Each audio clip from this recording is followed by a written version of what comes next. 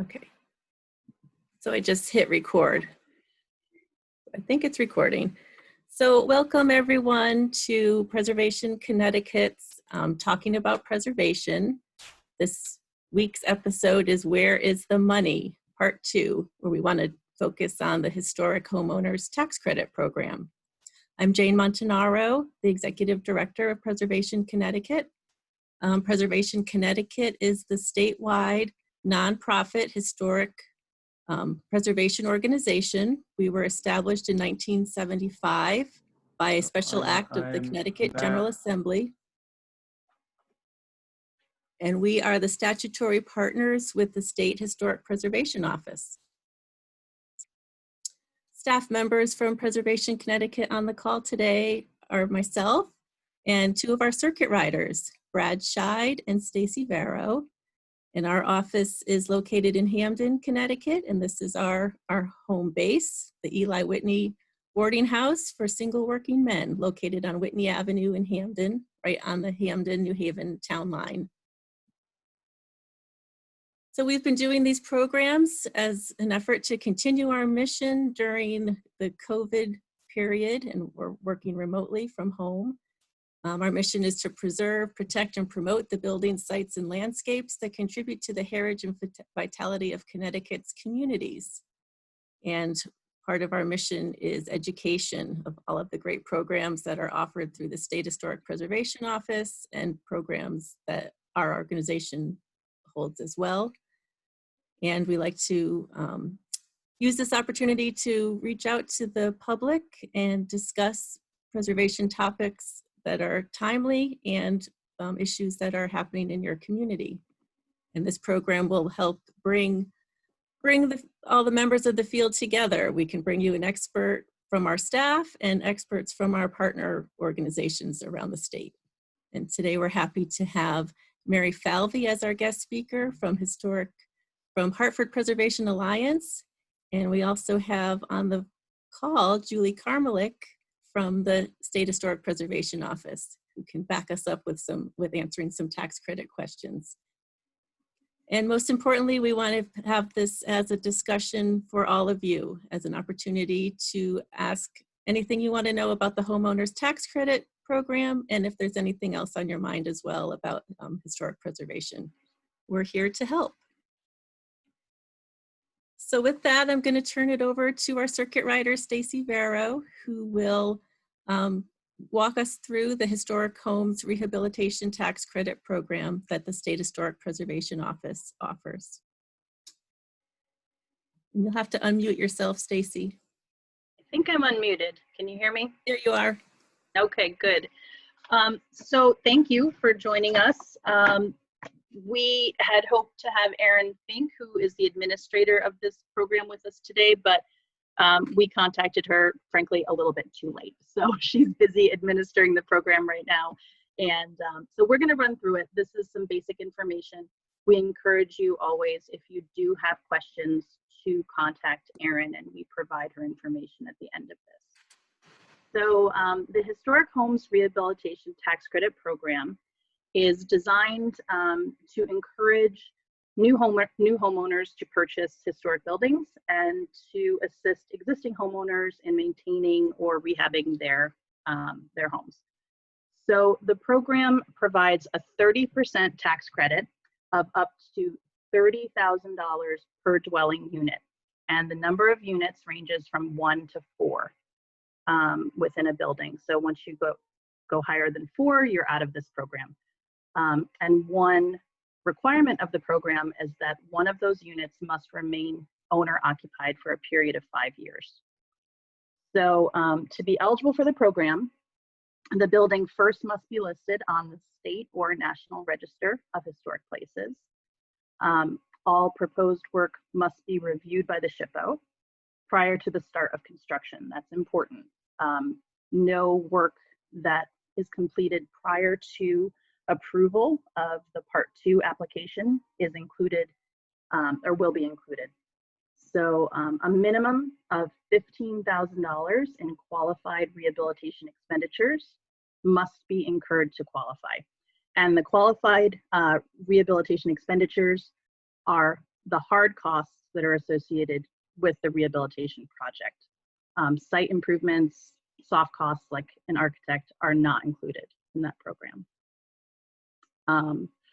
So an important point is that all work must comply with the program standards for rehabilitation.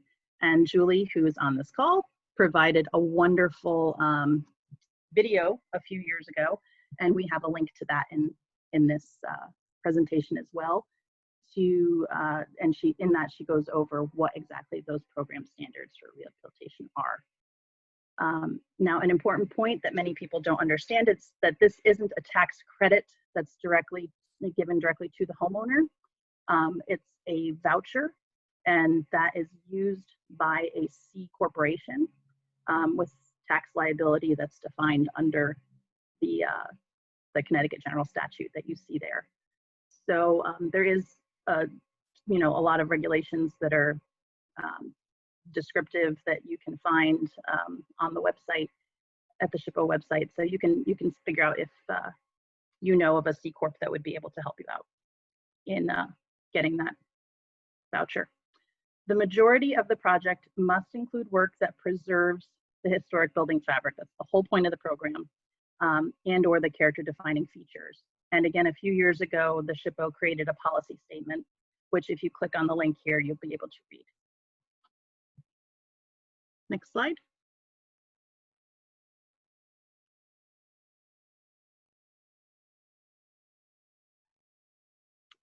It's a slow turnover.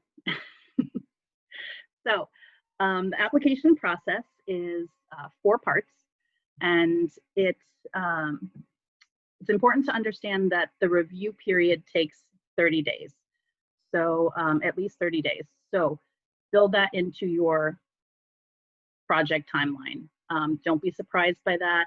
It's, it has to be reviewed. The project is reviewed, the tax credit reservation is issued, and then the project can begin. And that tax credit reservation is good for 5 years from the date of issuance. And again, parts 1 and 2 must be completed and approved, importantly, before the work is started. So budget that into your time. Parts 1 and 2 can be submitted concurrently, but again, remember, that's not going to really make it any faster because the work, it all needs to be approved. And again, just to reiterate, any costs incurred prior to approval of the Part 2 will not be considered eligible. To break up the application process and to describe each part one by one, Part 1 is the determination that the property is listed or contributes to a state or national register district. So the property has to be listed on the state or national register. To do that, you're going to fill out every part of that Part 1 application and include photographs of each elevation. If it's in a district, include the streetscape. Even if it's not, make sure you include the streetscape, pictures of outbuildings as well. And those photographs should be color photographs and no bigger than 4 by 6. Next slide.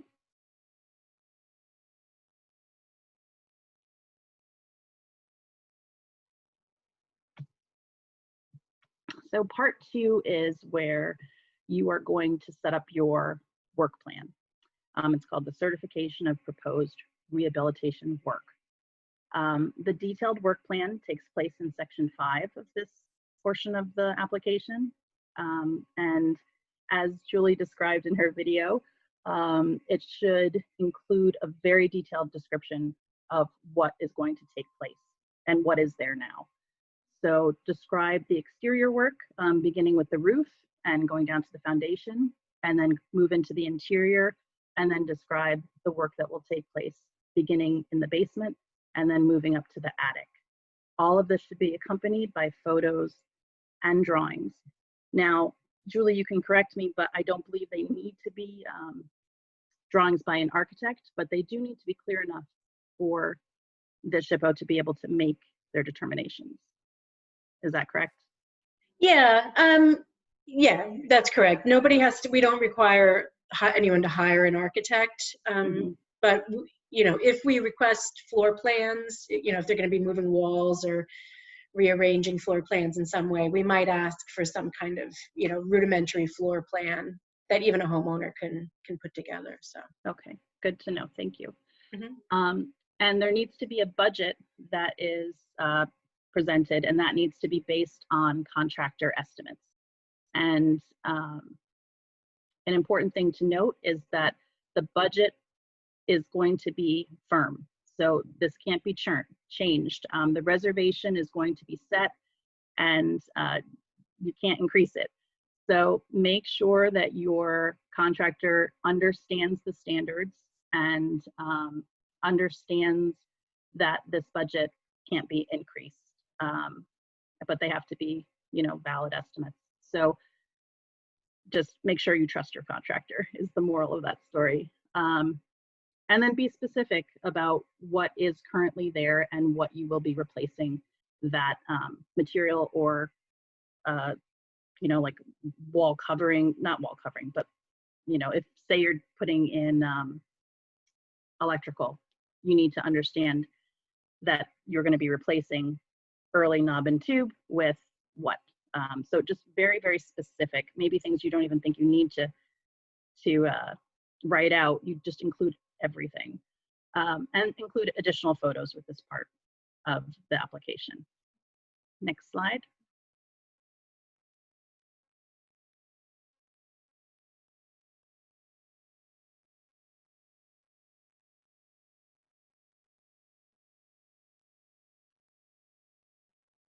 So those part 1 and 2 are completed before the work begins. And then once your work is completed, you'll move on to completing parts 3 and 4 of the application. Part 3 is a request for certification of completed work. And what that means is you're going to be showing the finished product, and you will be comparing it to your work plan. So you need to make sure those two match up.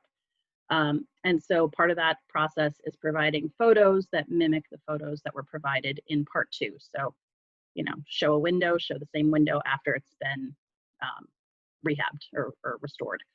And then you'll need to provide proof of payment for all of the work that has been completed.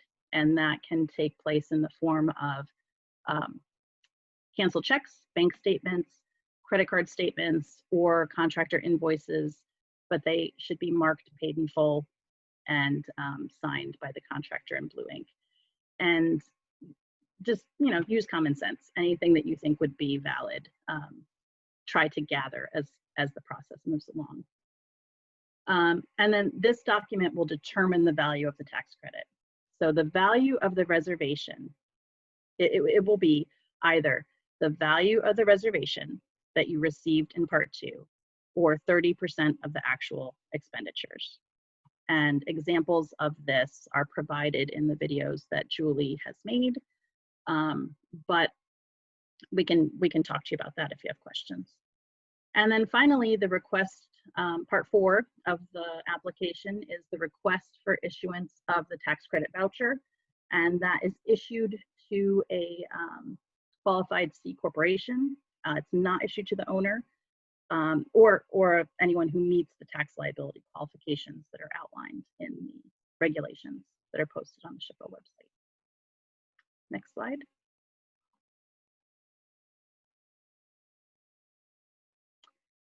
So these are the links to the 2 videos that Julie did a few years ago.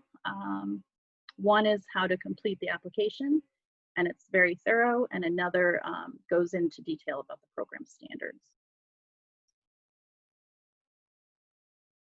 This will all be posted on our website too as another reference for you all. And again, a few more resources for you. The first is a link to the Historic Homes Rehabilitation Tax Credit Regulations and Erin Fink's contact. So if you have any questions, please reach out to Erin. Julie has a different tax credit program, so Erin is your contact. And please feel free to, you know, contact us as well, and we'll try to direct you to Erin if we can't answer your questions. Great. Thanks, Stacy. Um, You're welcome. the tax credit program is designed for homeowners to be able to do the applications and the process themselves. But Preservation Connecticut and our circuit riders are there as a resource to help walk you through the program and get you started and help you get connected with Erin at the SHPO office. And also Mary Falvey, the executive director at Hartford Preservation Alliance, they have a very good hands-on program that assists property owners with the historic tax credit program as well. So I'd like to introduce Mary to take it over and tell us how you facilitate the tax credit program in Hartford. Hi, thank you, Jane, and thanks for having me on today.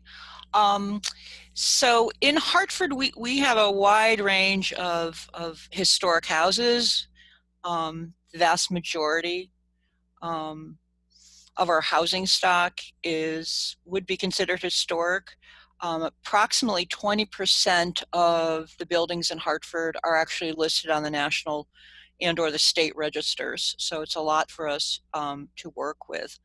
And as I said, we try to help homeowners to facilitate either doing the applications for them to just giving them guidance on specific questions and always referring them back to the State Historic Preservation Office for any specific questions. I just want to reiterate what Stacy had said previously, and we can't say it enough, is if you're considering using the tax credit program, you absolutely must get your application for the work approved first before you start any work. That's just really, really important. And that's just going to save you time and actually will save you money in the long run because you'll be getting the work done properly for your historic property. Also, we field a lot of calls from people who are considering purchasing a historic house. A lot of times, since we have a preservation ordinance in Hartford, people will call asking about specifics for that. But when I have the opportunity to talk to them, I also mention this great program that is available to them. Not enough realtors know about it. And it is a great selling tool if you have a historic house listed on the state register. For if you're selling an historic house, that this program is available for future owners to use. And then another thing that I know a question that comes up that isn't specifically listed, I think, in the guidelines is for the payment that's received back from the qualified C corporation. I know that the corporation currently working with the tax credit program, they actually do those quarterly. So when you finish the work and you submit your final paperwork, it can take about 3 months for that payment then to go back to the homeowner. But we find it's a great program. It's preserving the properties that we have in Hartford, keeping the historic character of it, while letting it still change and adapt and grow for modern uses.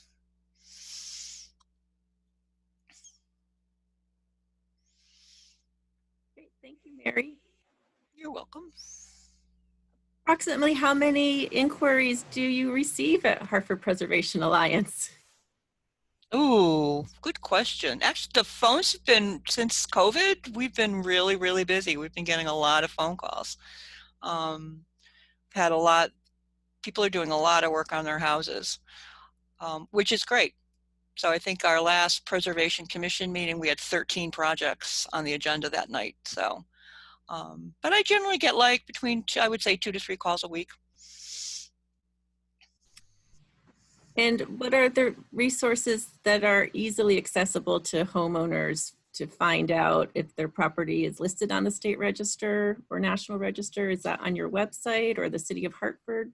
So, good timing for that question. I just finished yesterday redoing on our website, hartfordpreservation.org. And if you just click on architecture and historic properties, we have links. I've downloaded to our server.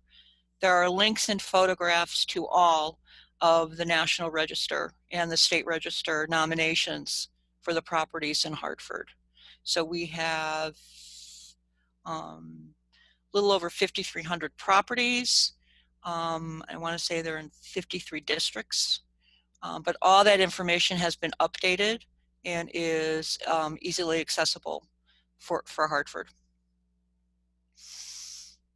That's a great resource. And do you have a staff person that assists the property owners with their questions? Yep, that would be me. Yep. You wear all the hats. I wear all the hats. So, Excellent. yep, and our phone numbers are on, again, hartfordpreservation.org. And we do mostly Hartford. We do the Hartford area. If we have something outside of our area of comfort, we'll refer it to Preservation Connecticut or to the State Preservation Office. But we're always here as a resource for anyone that's interested in preservation, and we're pretty good at getting you to the right person. Agreed. I think that's what's great about, your organization and our organization. We do have a great working relationship with the State Historic Preservation Office, and all of their staff members there are, really responsive, and we're able to help as best we can facilitate these projects for property owners. Oh, absolutely. Preservation is a team effort, so. Julie, was there anything that we missed in our introductory presentation that you'd like to add? I don't think so. I don't. The only thing maybe I didn't hear Stacy mention, when at the end of the project she mentioned that you get either 30% of the total QREs or the amount of the tax credit reservation. I didn't hear whichever is less, which is important. So just keep that in mind as you go forward. But otherwise, great job. It's a complicated program that we try to make as simple as possible, but you did a great job boiling it down. Well, you did a great job of boiling it down. I took the information from all of your information. Well, then, thank you very much. Yes, you're welcome. One thing I do want to point out is that the State Historic Preservation Office has posted a listing of properties that are on the state register, historic properties, basically, in the southern 4 counties. And there is an Excel link on the SHPO website to find those properties. That's a starting point. Just because it's on that, if you have any questions as to whether your property is actually included, or if there's any gray area, always just either call Marina Wisniewski, who is the state register coordinator, or Jenny Schofield, who is the national register coordinator. But that's a really great starting point to look for listings. Great, thank you, Stacy. So with that, I'd like to open up the floor to any of the questions that you have. Those of you that are participating and learning about tax credits for the first time, please go ahead and unmute yourself and ask a question.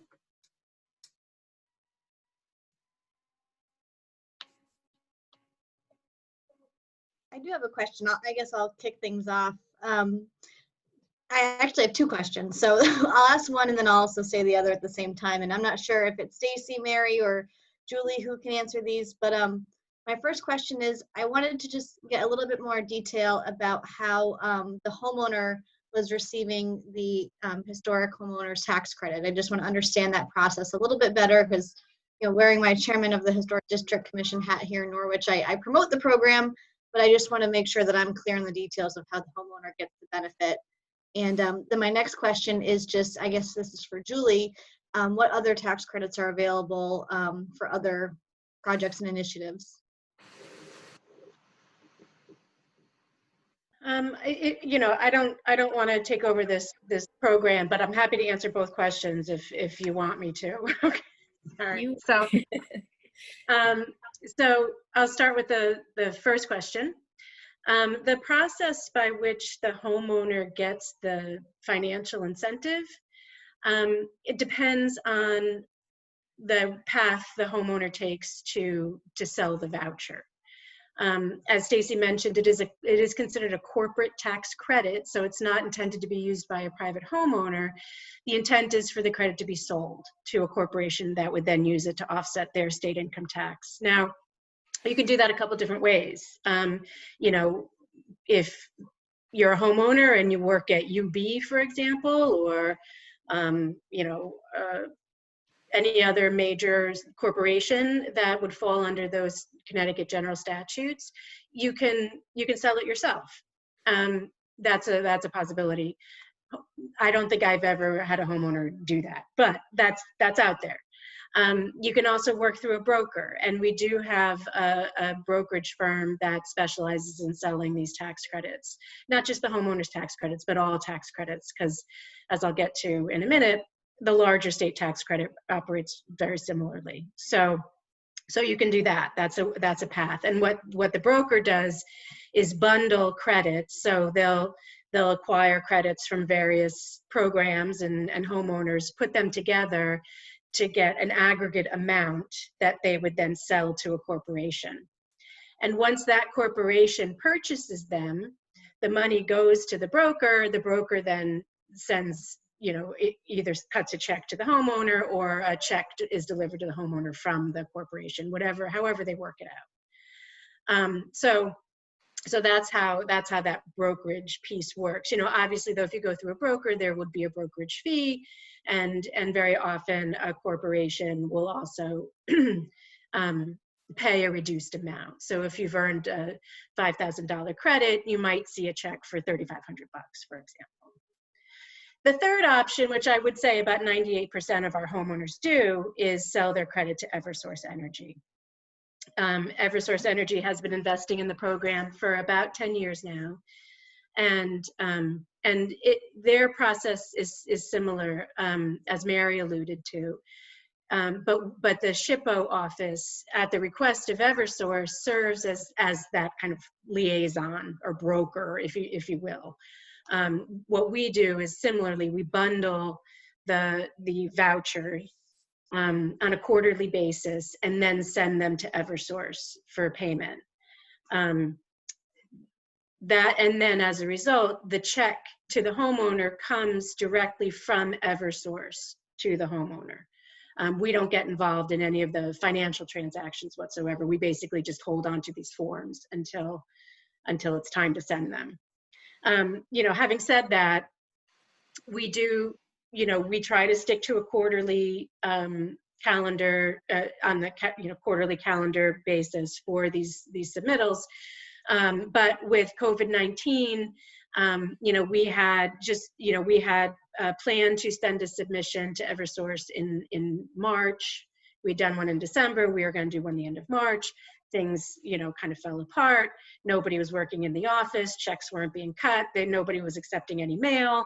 So you know, it has been prolonged. It's now June, and we haven't been able to get any payments out. So it is a little bit of risk if you are a homeowner that wants to be repaid quickly. So that's just something to keep in mind. And then to answer your, so Julie, can I just ask a quick question about Eversource? So Yep. Is there a fee involved in that transaction? There is not. They do pay dollar for dollar for the vouchers. So if a homeowner earns a $5,000 voucher, they would get a check for $5,000 from Eversource. So, Thank you. So that's why most of our homeowners go that route. And then to answer your second question, the state also offers two other credits. One is a federal credit that the state serves as the liaison to the National Park Service and the homeowner. We serve as a liaison between the homeowner and the Park Service. You know, all the applications for that program come through our office, and then we send them on to the Park Service with a recommendation. That program offers a 20% tax credit on eligible expenditures. And then we have the state historic rehab tax credit program, which is for larger redevelopment projects. It's a 25% credit for eligible expenditures up to $4.5 million per project. We do also offer an additional 5% for projects that are located either in federally designated opportunity zones or have an affordable housing component. It's if you have both, if you're located in an opportunity zone and have an affordable housing component, you still only get 30%. You don't get 35%. So just keep that in mind. And that program is also technically a corporate tax credit. So that is also a program that's meant to be sold to a qualifying corporation. But that has post-rehab use restrictions that are different than the homeowners. So we do allow for mixed use development. All commercial or all non-residential development is also an eligible post-rehab use in the program. And yet, does that help? Yes, thank you so much, Julie. That was awesome. Okay. Thank you, Julie. Did anyone else have a question?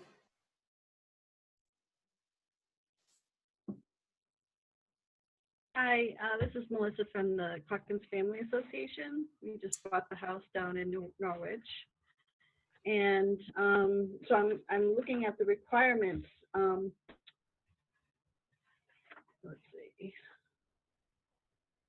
So we are a C corporation, right? We're a 50, I'm sorry, I'm going to get these numbers wrong. Because You're a nonprofit. Correct. So is 501c3. That's We're different. 7 right now, and then we're working on getting our C3 as soon as hopefully this week it will go through. So how does this work with us? Will we qualify for this? As far as there was one comment about a 5-year, somebody had to live there for 5 years. Are you rehabbing it as a residence? That wasn't the plan, no. But I suppose somebody could live there for 5 years if we could get the credit and we qualified and everything was in place. As a nonprofit, a 501c3 nonprofit, you would be eligible for some grant programs.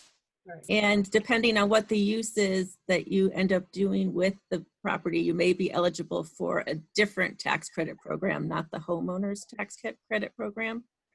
Okay. Okay, thank you. But it's good that you're getting all this information. I know it's, you're at the very beginning of this preservation journey. I know, and it's getting longer and longer, I think. That's okay. We're in here with the marathon, not the sprint. Shane, is there a way to give Melissa the video from part 1 of money? Because there's a lot of discussion of grants. Sure. That would be, I think, helpful for them. Thank you. That would be great.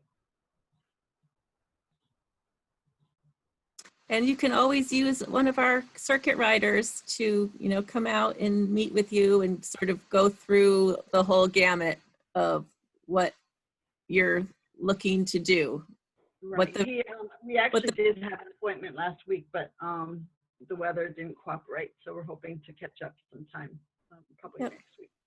So we can help you with navigate all of these programs and also, navigate how do you even plan for what you're going to do with this site and feasibility for what the new use is. And certainly you have an asset with Regan and the Norwich Historical Society backing you up as well. Absolutely. Thank you.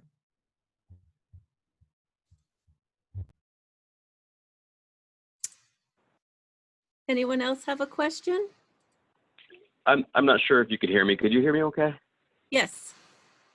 Hi, my name is Dan. I'm the Executive Director for the Derby Historical Society.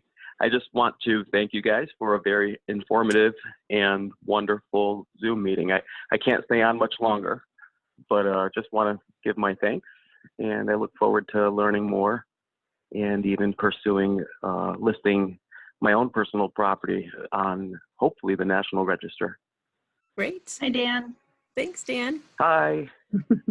All right, thank you so much. I tried to join with video. For some reason, my computer's acting up, and this is the first time I figured out how to join with audio, at least, just with the phone. But again, I've got to sign off, but I just wanted to say thanks. Okay, thank you, Dan. All right, have a great day, everybody. That kind of bridges one of the questions that was submitted earlier. Someone who registered for the program asked, what's the difference between the state register and the national register? Stacy, I think you're best equipped to answer that.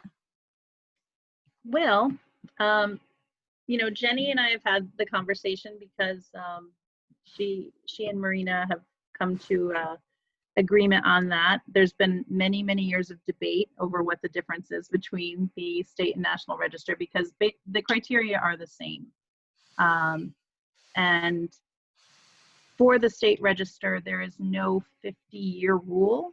So for the national register, a property needs to be 50 years or older unless you can prove exceptional significance of the property. So that's one thing that's different. Another thing is just there may be a little bit more flexibility with the level of integrity when talking about state register properties versus national register properties. So the criteria really are the same, but and those criteria are basically A through D. So criterion A is properties that contribute to a broad pattern of history. So I always used a streetcar suburb, the development of a streetcar suburb after, you know, trolleys were brought into the surrounding area of Hartford, for instance.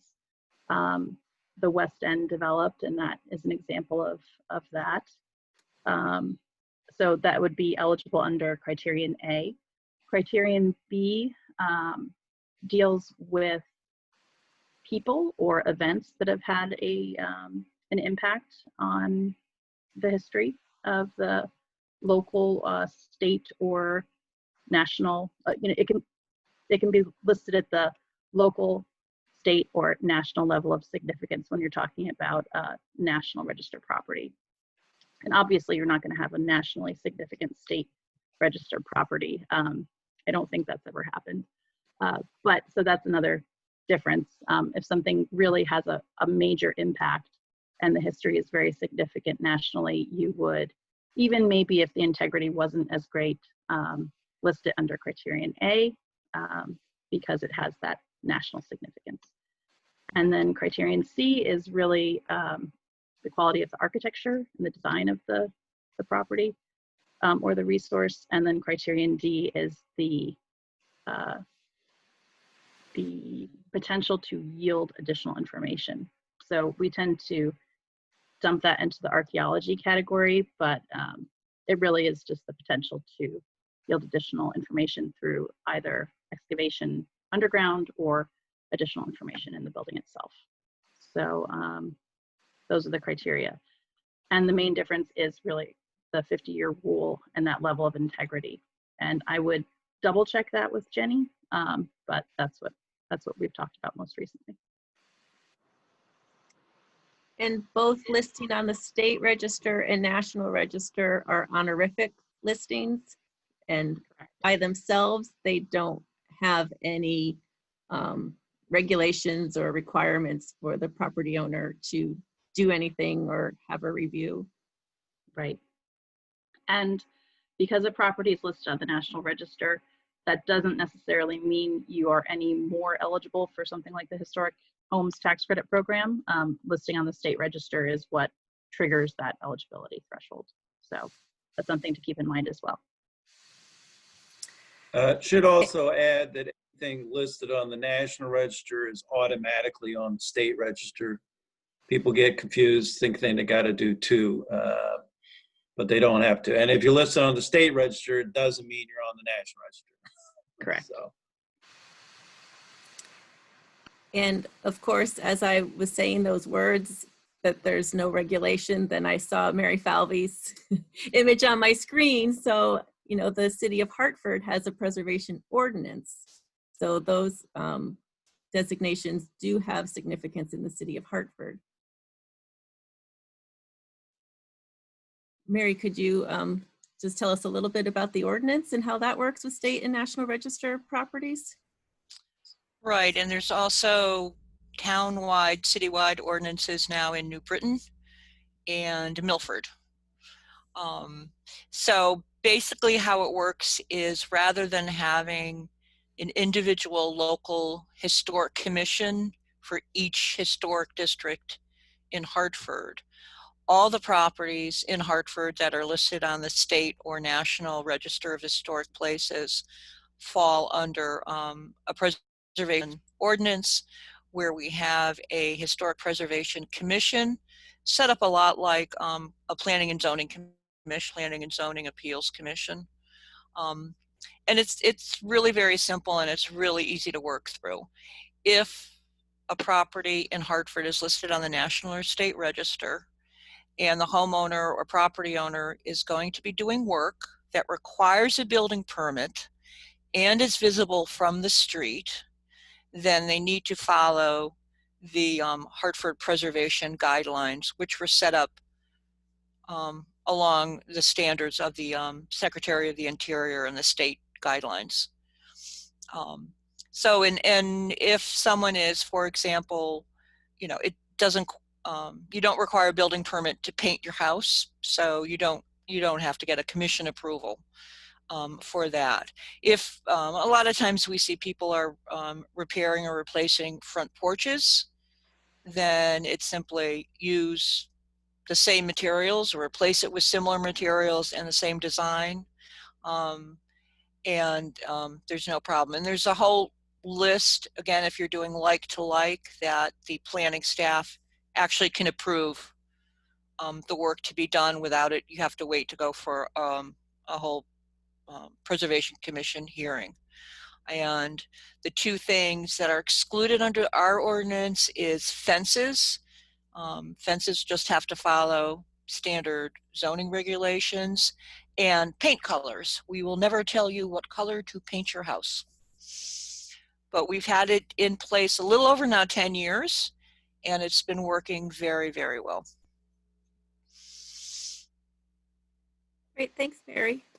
That's why this homeowners tax credit program is so important. I'm sure you must get a lot of use in Hartford. I don't know where the highest volume of use around the state is. I would suspect it would be a city like Hartford. Correct, and we oftentimes when we have the commission itself, when people come in front of them for work, suggest they reach out to us or the state to consider using the homeowners tax credit before they get started.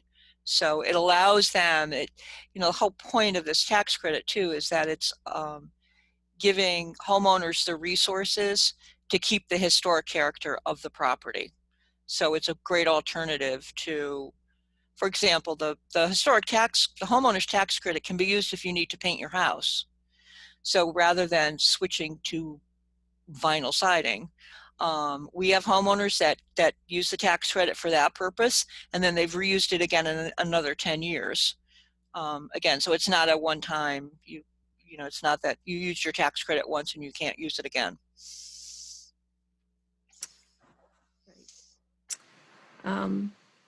Thank you, Mary. Did anyone else have a question?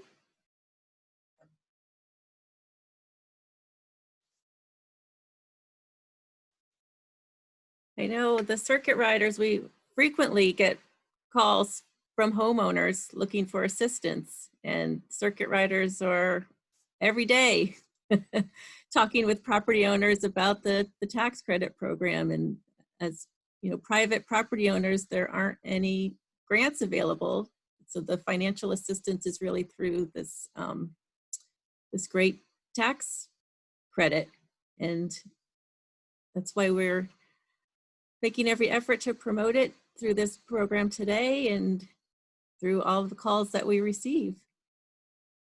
Brad, as our senior circuit rider, do you have any other comments for the tax credit program and your experiences out in the field and meeting with homeowners?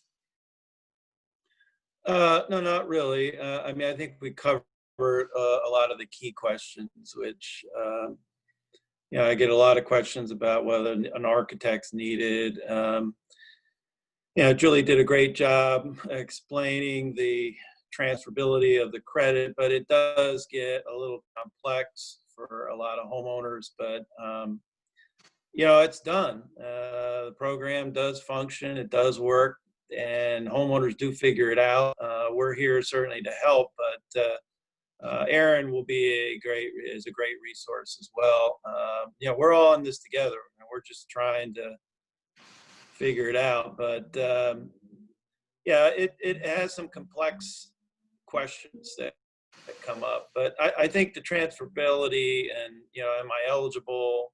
I think we've covered those questions, which I think are the biggest ones that come up.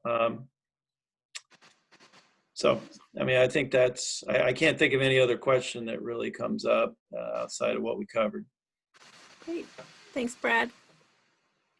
And we covered all the questions that were submitted earlier. So I'll give it one last chance if you had something on your mind to go One ahead and question ask. I can just say, Jane, Yeah. We get a lot of calls about barns in our program, and people ask if they apply, this program can be applied to outbuildings. So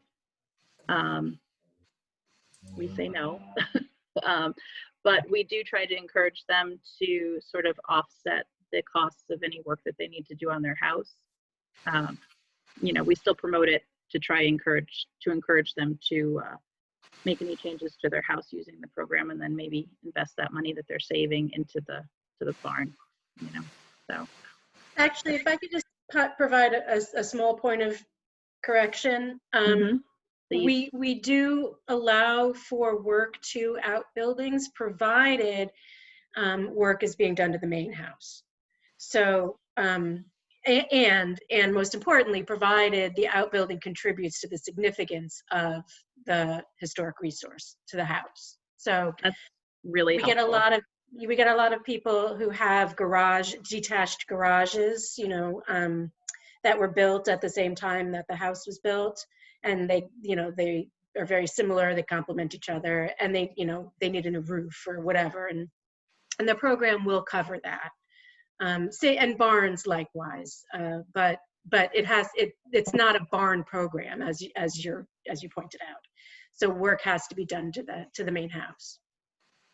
But that's great to know. I actually did not know that a barn would qualify. So that's really, really helpful.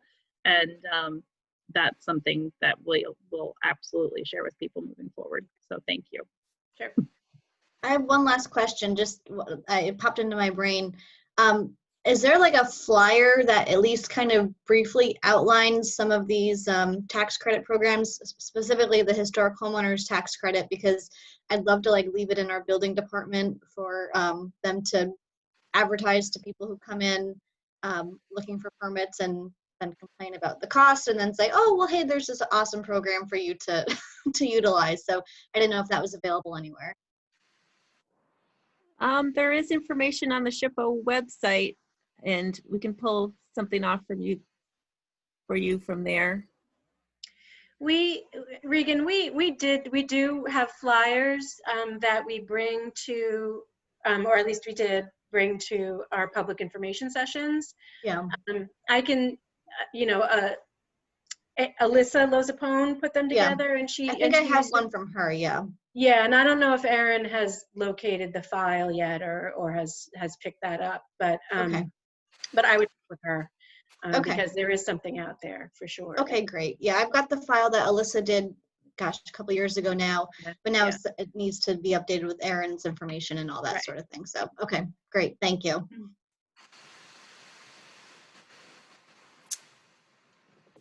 Great. Well, thanks everybody for joining us today, and special thanks to Julie. What a special bonus that we had you join us. Thank you. And to Mary Falvey from Hartford Preservation Alliance, and all of you for participating. Any questions you have, please feel free to contact us, email, or telephone the office. We're not in the office, but our calls do get transferred to us. And please consider being a member of Preservation Connecticut if you're not. Your membership is very important to us, both financially and as an ally in the field. We rely on our members to be our boots on the ground in all of the communities around the state that we serve, to notify us of preservation issues and help us build our preservation ethos around Connecticut. And Stacy put together this great list of resources as well. So we have most of your emails. We can send out this whole PowerPoint for you to use as a resource, and all of these additional resources here. So thank you all very much for joining us. Have a great rest of your day. Thank you. Thank you. Thank you, everybody. Can you send me last week's show? Last week's presentation? Yes, we can send that to you. Thank you. Yep. Thanks, Melissa. Bye. Thanks, Mary. Thank you. It's been fun.